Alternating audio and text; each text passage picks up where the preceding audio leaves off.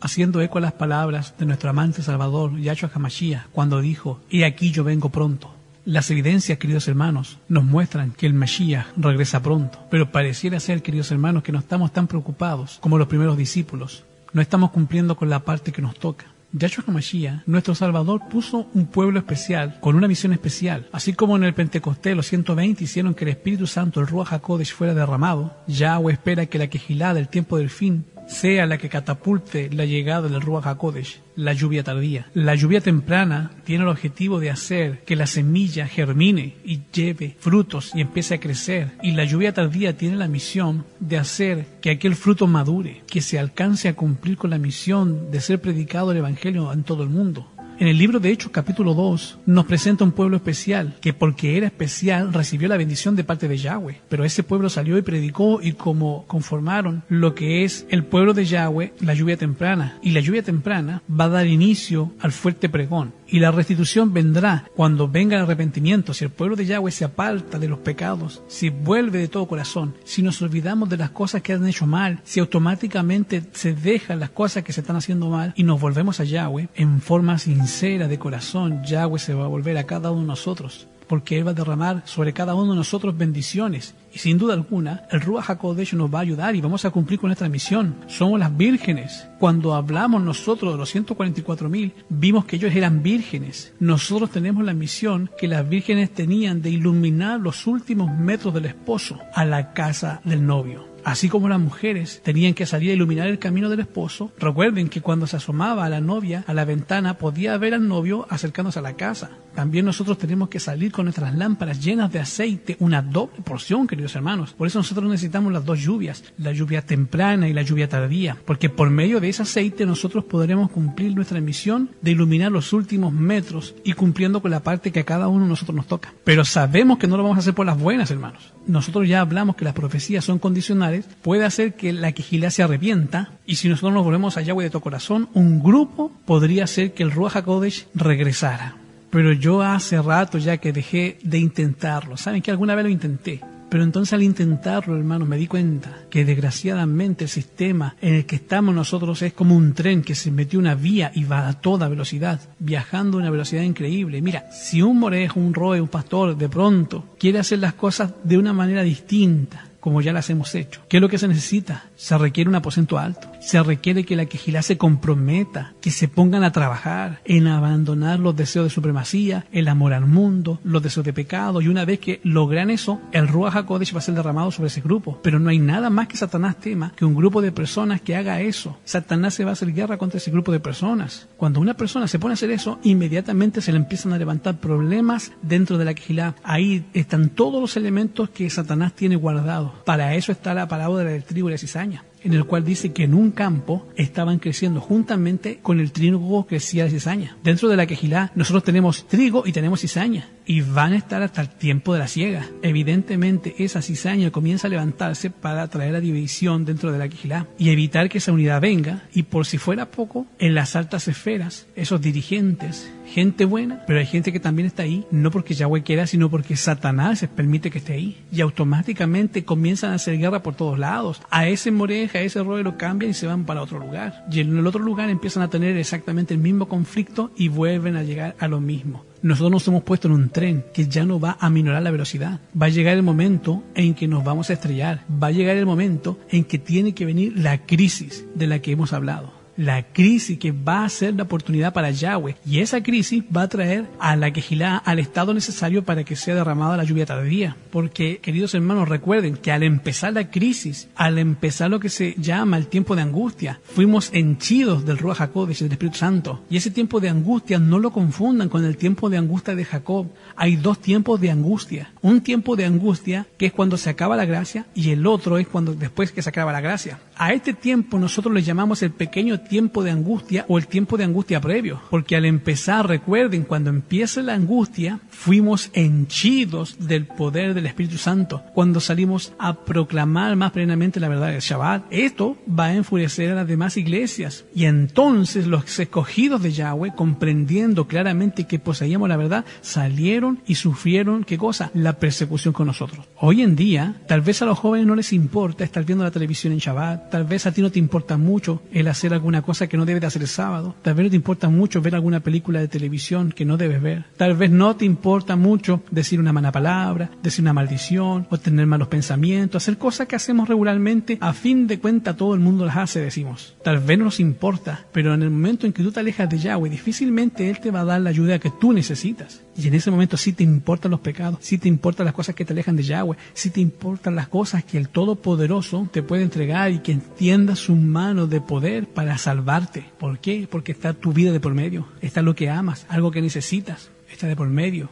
Por eso que hasta que empezó el tiempo de angustia fuimos henchidos del Ruach HaKodesh, del Espíritu Santo. Ahora, el comienzo del tiempo de angustia mencionado entonces no se refiere cuando comienzan a caer las plagas, sino que a un corto periodo de tiempo que transcurre precisamente antes que caigan. Mientras Yahshua está en el santuario, en ese tiempo cuando se esté terminando la obra de la salvación, vendrá aflicción sobre la tierra y las naciones se aislarán, aunque sean mantenidas en jaque para que no impidan la realización del tercer ángel. Ese tiempo descenderá la lluvia tardía o refrigerio de la presencia de Yahweh para dar poder a la voz del fuerte pregón y preparar a los kadoshim, a los santos, para que puedan subsistir mientras sean derramadas las 7 y postreras plagas. Un corto periodo de tiempo en el que se acabe la gracia. Y Yahweh permite en ese momento que la Kehilá, que el cuerpo del Mashiach sea puesto en entredichos, que haya una persecución, este tiempo de angustia previo que vendrá sobre cada uno de nosotros. ¿Y por qué es importante? Porque el tiempo de angustia previo va a hacer que la Kehilá se alinee, va a lograr lo que todas las predicaciones que yo les he predicado no ha logrado. Mira, yo me puedo pasar toda la noche regañándote, pidiendo que te santifiques, que te quites el pecado, que te vuelvas a Yahweh, que te entregue de todo corazón. Podemos citar 1000 vigilias, podemos citar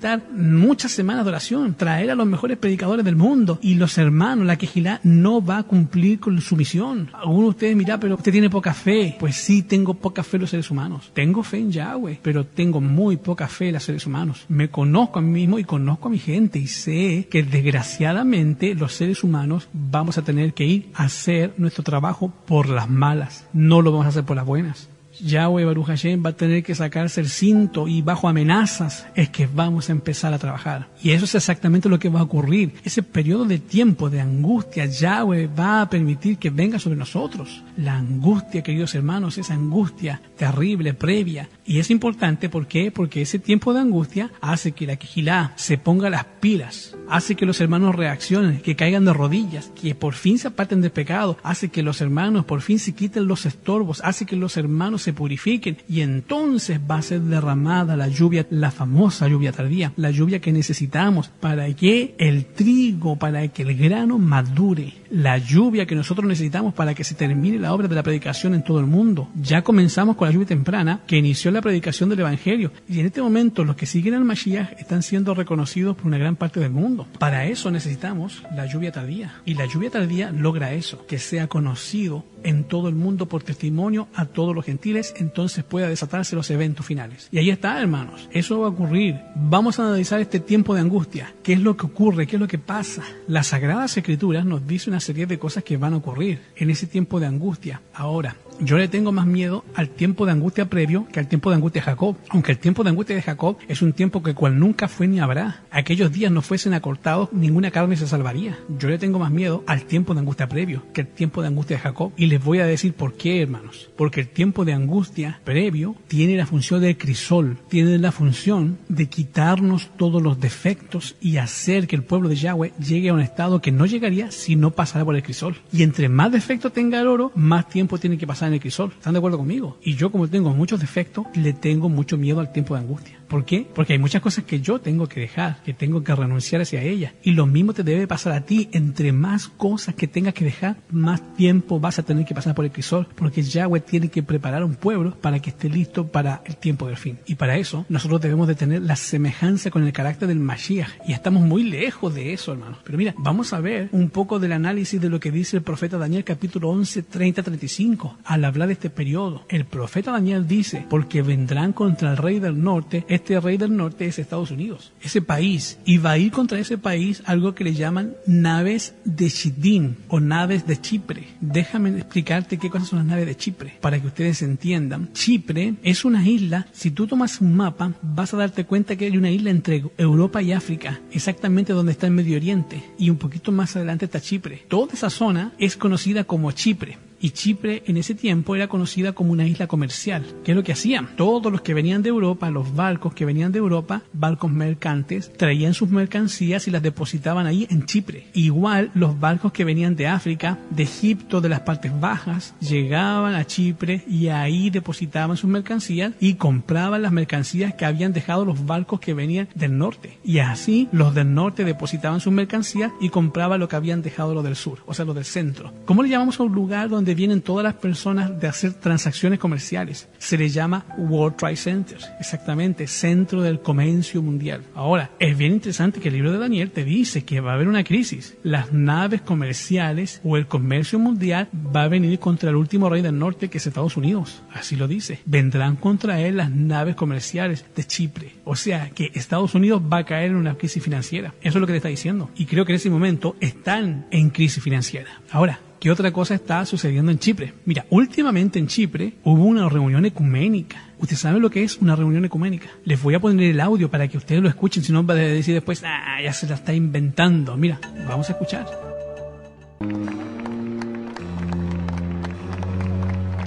Cerca de 200 representantes religiosos de todo el mundo participaron el martes en oración conjunta por la paz, con la que ha concluido el encuentro interreligioso del Palacio Episcopal Ortodoxo de Nicosia en Chipre, promovido por la comunidad de San Egidio. La ceremonia terminó con la firma de un llamamiento a la paz, propuesto por un representante de la comunidad de San Egidio, en el que se pide a las naciones construir un nuevo orden mundial de paz.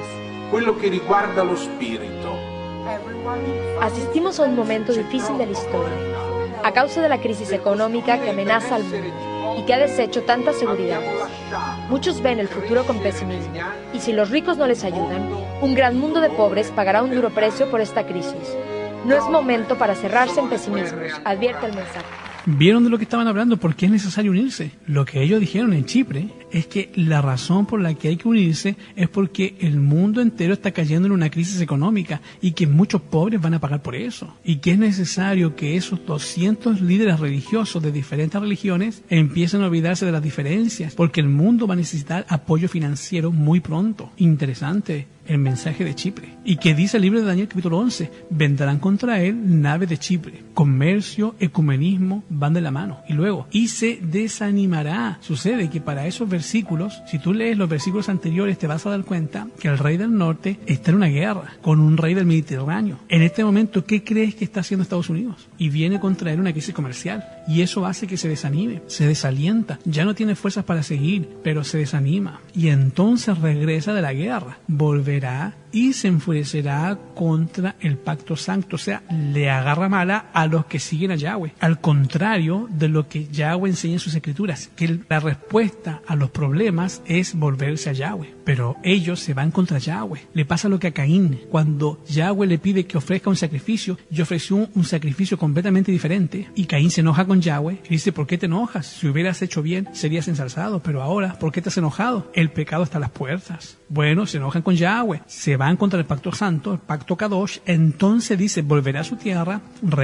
se regresa a los ejércitos que están en el Medio Oriente y regresan a Estados Unidos, no con riquezas, como lo hicieron antiguamente, ahora está en una crisis financiera muy grave y favorecerá a los que ya abandonaron el pacto santo. O sea, que en vez de favorecer a los que guardan los mandamientos, se van a los enemigos, a los que son enemigos del pueblo de Yahweh. ¿Quiénes son los enemigos del pueblo de Yahweh? Bueno, para empezar, Jezabel, la ramera, es enemiga del pueblo de Yahweh. Amán es enemigo del pueblo de Yahweh. Recuerden cuando les hablé acerca de la reina persa, de la reina Esther, cuando les conté que Amán hace cosas terribles para apoderarse del reino y tener poder, para eliminar al pueblo de Yahweh. Va y le ofrece una gran cantidad de oro al rey y le dice, mira, este dinero es tuyo con tal de que elimines al pueblo de Yahweh. Ese país va a necesitar una ayuda económica. Y dice, y se van a levantar de su parte tropas. Estos que abandonaron el santo pacto son enemigos del pueblo de Yahweh, se levantan de su parte, profanan el santuario y su fortaleza. O sea, tienen un sistema de salvación falso. Profanar el santuario es, por ejemplo, ustedes saben que el santuario significa la salvación y que por el santuario la persona tenía el mapa, tenía las indicaciones para llegar a ese proceso de salvación. Y estos vienen y te dicen, en vez del sacrificio, vamos a poner el sacrificio primero. Mira, primero estaba el altar de sacrificio y luego estaba el lavacro. Vamos a adulterarlo, vamos a profanarlo, vamos a poner, para empezar, un montón de monitos, de ídolos, de personas o de cosas o de estatuas que nos van aquí y las ponen adentro del santuario donde no hay. Y luego, para empezar, el altar del sacrificio lo ponen hasta atrás y ponen ahí el lavacro, lo ponen primero. Así como algunos piensan que hay que bautizarlos primero y después aceptan al Mashiach.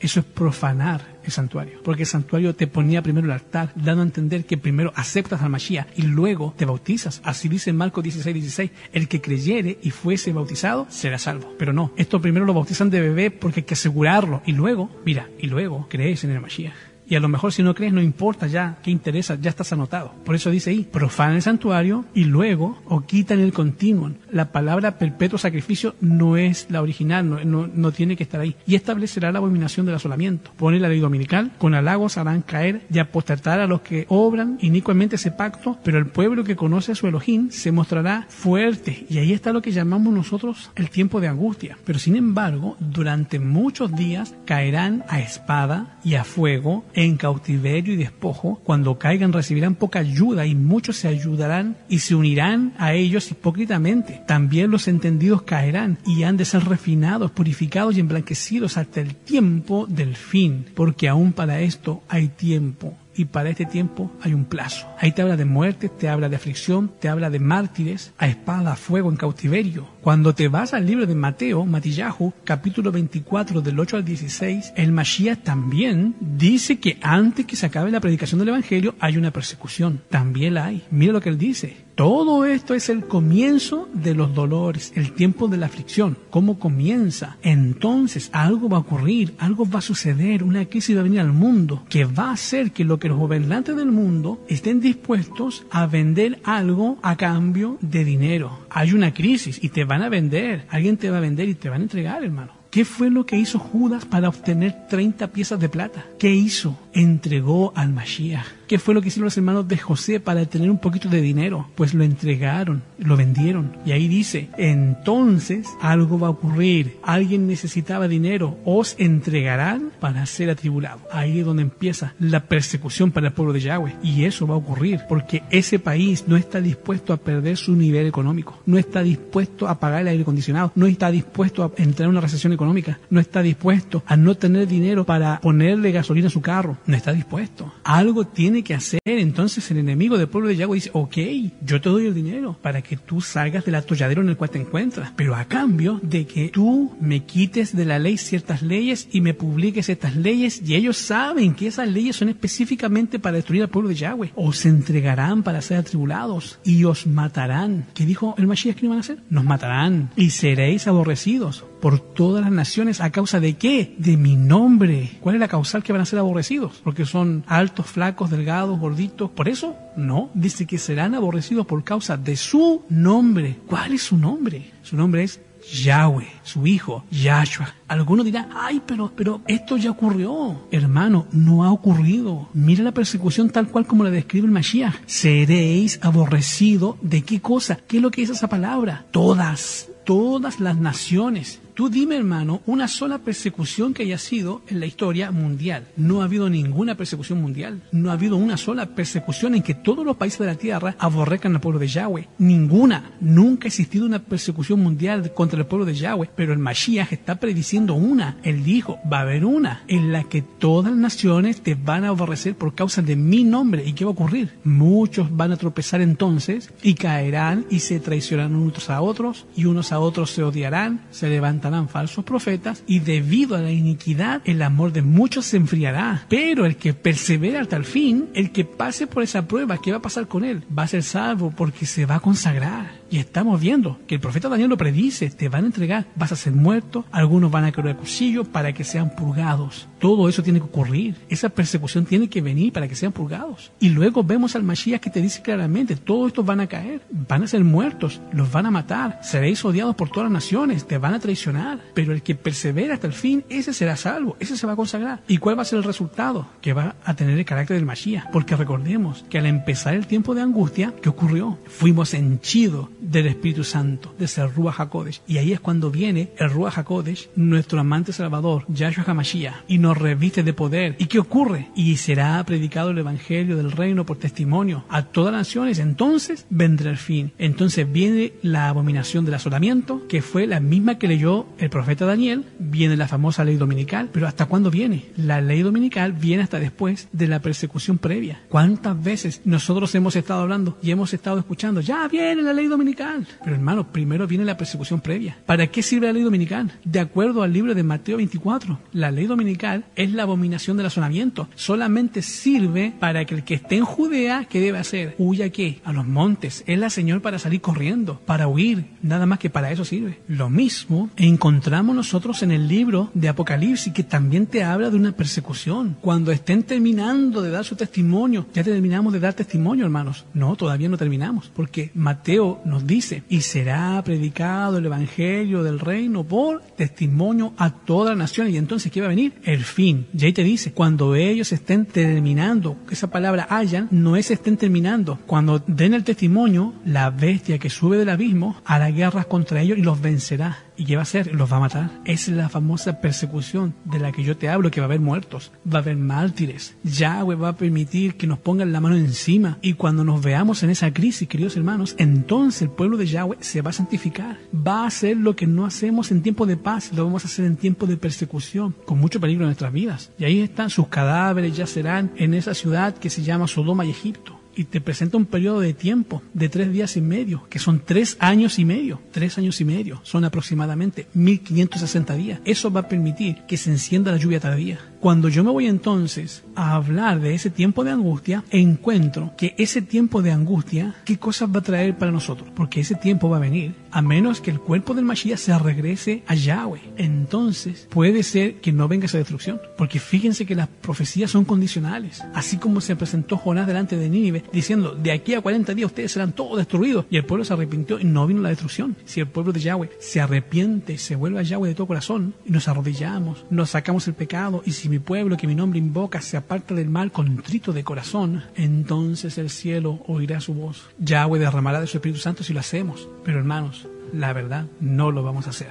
Así que entonces Yahweh va a permitir que todo eso ocurra. Las persecuciones de los protestantes por parte del catolicismo, debido a las cuales la religión del Mashiach fue casi aniquilada, serán más que imitadas cuando se une el protestantismo y el papado, el ecumenismo. Cuando el ecumenismo, el protestantismo y el papado se unan, inmediatamente comienza la persecución y van a ser más que imitadas. Las cosas horribles que hemos visto a través de la Inquisición, esas cosas serán más que imitadas. Satanás, hermanos, tiene 1 millón de ataques disfrazados que serán lanzados contra el pueblo leal de Yahweh, que guarda los mandamientos de Yahweh para obligarlos a doblar su conciencia. Nosotros no necesitamos maravillarnos de ningún suceso de horror. Los que pisotean bajo sus malvados pies la Torá de Yahweh, ellos tienen el mismo espíritu que poseyeron esos hombres que insultaron y traicionaron a Yeshua. Sin ninguna contrición de conciencia harán las obras de su padre el diablo. Ahora, aquellos que desean refrescar su memoria y ser instruidos en la verdad, estudien la historia de la iglesia primitiva durante el tiempo de Pentecostés y el tiempo que les siguió en forma inmediata. Estudien, hermanos, cuidadosamente el libro de los Hechos, las experiencias del apóstol Shaul, de Pablo y los otros apóstoles, porque el pueblo de Yahweh en nuestros días tiene que pasar por experiencias similares. Eso va a volver a ocurrir. Lo que pasó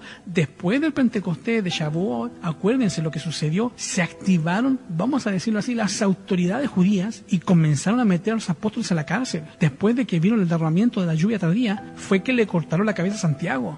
Después de eso fue que empezaron los azotes, las cárceles, se desató la ira de Pablo, fue cuando mataron y apedrearon a Esteban. Todo eso vino como consecuencia del derramamiento de la lluvia en el tiempo de Pentecostés, en Shavuot, y eso va a volver a ocurrir. Todo eso va a venir. Bueno, Estados Unidos tiene una de cuatro que él puede hacer. Número uno, o se declara en bancarrota, cosa que no va a hacer, no se va a declarar en bancarrota, no va a haber una devaluación de la moneda, no va a entrar en una situación similar a la que pasó a principios del siglo XX, no va a venir eso, la inflación no va a ocurrir. Número dos, puede admitir el amero, tampoco eso va a ocurrir, no creo que eso ocurra. Para eso necesitaría que México y Canadá estuvieran metidos también, ya apoyar el sistema, habría una devaluación pequeña, pero tampoco va a suceder.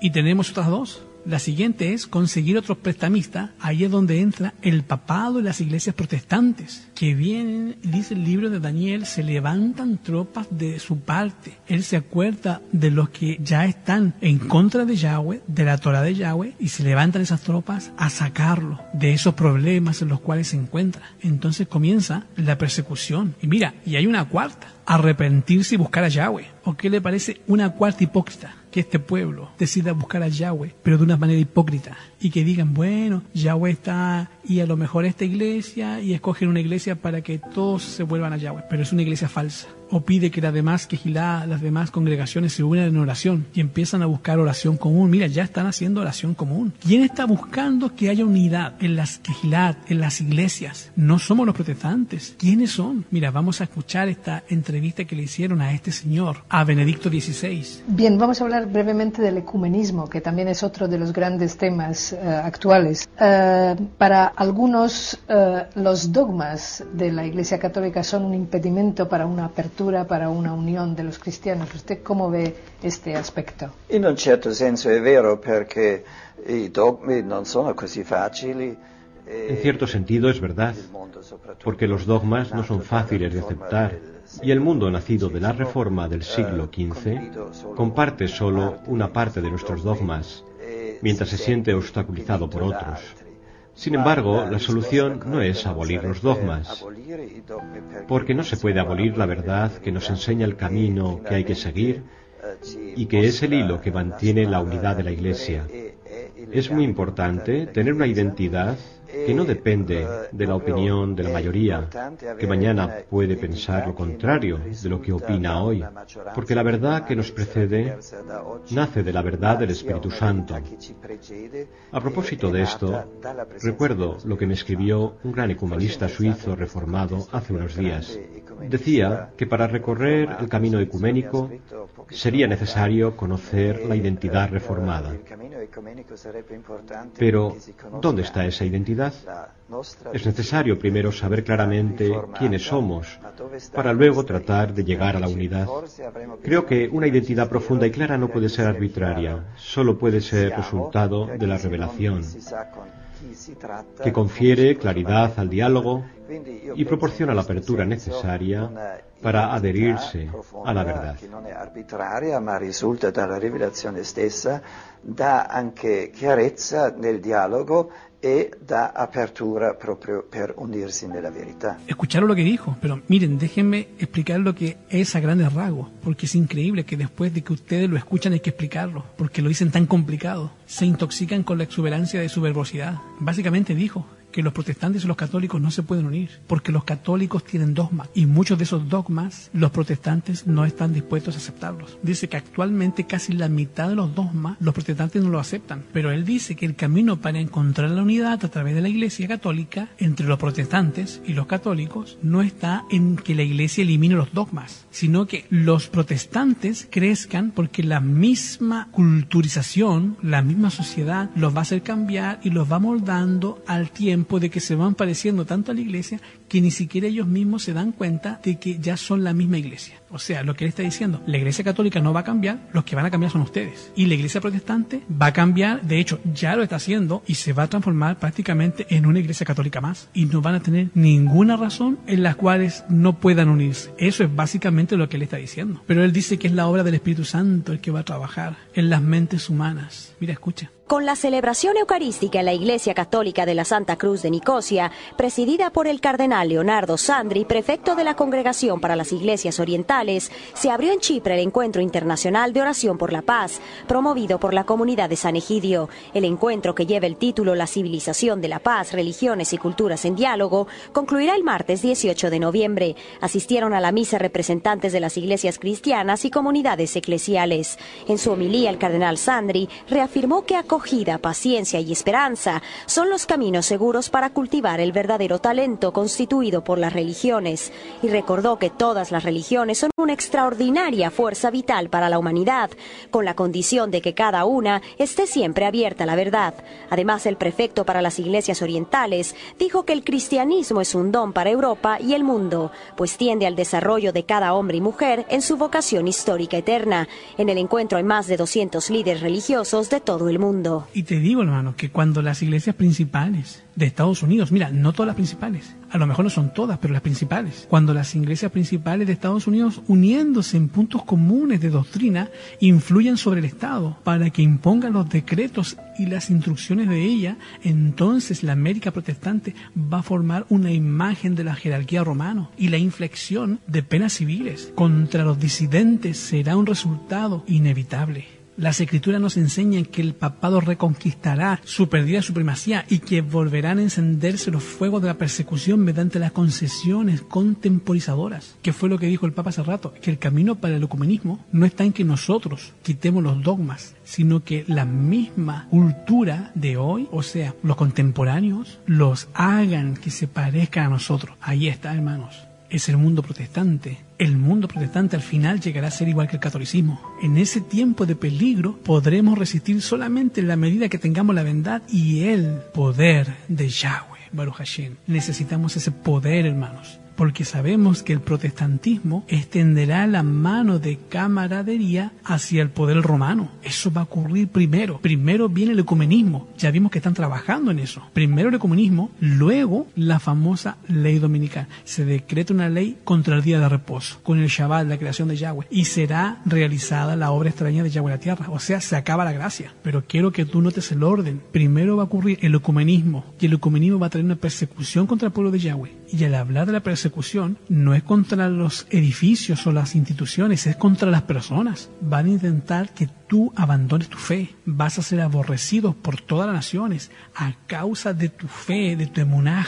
Y eso va a traer por resultado presiones de todo tipo, civiles, religiosas, incluso judiciales. Van a ser puestos en la cárcel, va a haber abuso, va a haber lapidaciones, va a haber muertos, va a haber torturas. E incluida dentro de esa persecución, las persecuciones de la Edad Media van a ser más que imitadas, hermanos, en ese periodo de tiempo de angustia previo. ¿Y por qué Yahweh va a permitir que ocurran esas cosas con su pueblo? Porque necesitamos cambiar. Necesitamos arrepentirnos, necesitamos olvidar el amor al mundo, los deseos de supremacía, de los pecados, de las cosas horribles que tenemos dentro de nosotros mismos. Tenemos que pasar por el crisol, el cual Él nos va a hacer pasar. Y los que no puedan soportarlo, finalmente van a abandonar la fe y van a quedar los que verdaderamente son del Mashiach. Y sobre ese grupito de personas que permanezcan hasta el fin son los que van a ser salvos. Sobre ellos va a ser derramados el Ruach HaKodesh, la lluvia tardía que va a tener la misión de predicar el Evangelio a toda nación, tribu, lengua y pueblo. Entonces van a poder venir las leyes dominicales, se va a acabar la gracia y ahí va a venir el tiempo de angustia de Jacob, que ese es otro tiempo. ¿Qué tipo de persona, querido hermano, necesita Yahweh en este momento? Personas que se parezcan al Mashiach. Personas que estén dispuestas a llamar al pecado por su nombre. Personas que se mantengan de parte de la justicia, aunque se desplomen los cielos. Y ese carácter no es el resultado de la casualidad. Es el resultado de la sujeción al yo, al poder del Mashiach. Es el resultado de constantemente estar dispuestos a ponerse de rodillas ante la presencia de Yahweh. Es el resultado de la consagración de una reforma llevada a cabo bajo el poder del Ruach HaKodesh. Y finalmente, eso va a ocurrir. Debe realizarse un reavivamiento y una reforma bajo la administración del Ruach HaKodesh. Reavivamiento y reforma son dos cosas diferentes. El reavivamiento significa una renovación de la vida espiritual, una vivificación de los poderes de la mente y del corazón, una resurrección de la muerte espiritual. La reforma significa una reorganización, un cambio en las ideas y las teorías de los hábitos y en las prácticas, hermano. pero eso va a ocurrir. Y hermanos, habrá un grupo de personas teniendo esa reforma. Un gran movimiento de reforma aparecerá en el pueblo de Yahweh. Por fin los enfermos serán sanados. Se efectuarán milagros. Ahí está ese poder que podemos tener hoy, pero que no lo tenemos debido a la indolencia. Se va a advertir un espíritu de oración como antes, cuando lo hubo en el Pentecostés. Ahí hay espíritu de oración. ¿Por qué? Motivado por la crisis, motivado por la persecución. No lo hicimos por las buenas, ahora lo estamos haciendo por las malas. Habrá centenares de personas visitando a la familia y explicándole la palabra de Yahweh. Los corazones se van a convencer por el poder del Espíritu Santo. Ahora sí, el Espíritu Santo está con esas personas y se manifestará un espíritu de sincera conversión. Así que, queridos hermanos, un reavivamiento de la verdadera piedad en cada uno de nosotros es la mayor y más urgente de nuestras necesidades, y buscarlo debe ser nuestra primera obra. En este momento, hermanos, se nos está acabando el tiempo. ¿Cuánto tiempo más Yahweh nos llamará? Estamos viviendo las horas extras. Él es paciente con muchos, no queriendo que ninguno perezca, sino que todos procedan al arrepentimiento. Él ha tenido mucha paciencia con cada uno de nosotros, que el tiempo ya se está acabando. Y la quejilá no se vuelve a Yahweh de todo corazón. Yahweh Baruch Hashem va a tener que permitir entonces que la crisis venga.